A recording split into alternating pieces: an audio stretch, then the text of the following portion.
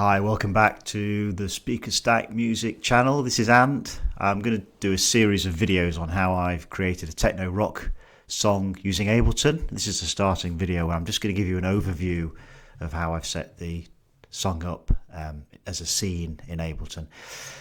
So we've got a number of different instrument channels that I've put in. We've got probably close to, what are we looking at, 25 instrument channels, a number of channels that I've used for the drums here. We've got a kick, a snare, couple of toms panned left and right, couple of hi-hats channels, one closed, one open. Then we've got a bass synthesizer sweeping pad going on, couple of techno effects, which I'll show you how I created, loads of sequencers, a couple of drone effects, bass synth, and a bit of guitar in at the end.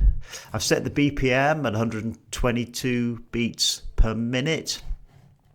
On the mastering channel, we've got a spectrum, a utility, an OTT, a multi-band dynamic EQ, and a multi-band compressor, and then a bit of EQ as well. Also some mid-side EQ going on and a glue compressor, but again I'll show you in more depth how I set that up.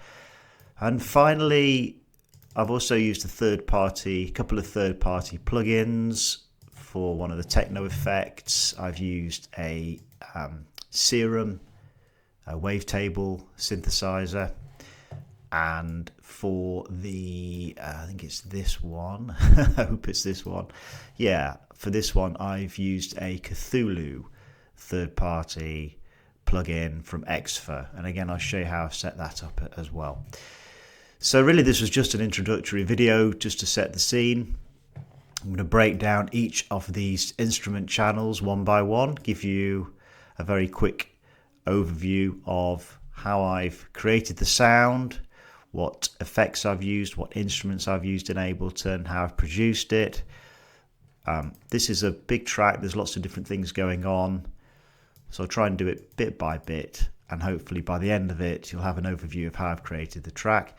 I'll also post a link at the end of this video so you can click on it and actually go through and have a listen to the finished track if that's of interest, but hopefully some of the videos will give you some pointers, some helpful hints and tips in terms of how you could also create a techno rock track in Ableton. So that's it really at this point. Thanks for listening, and I'll see you in the next video where we'll have a look at the kick drum.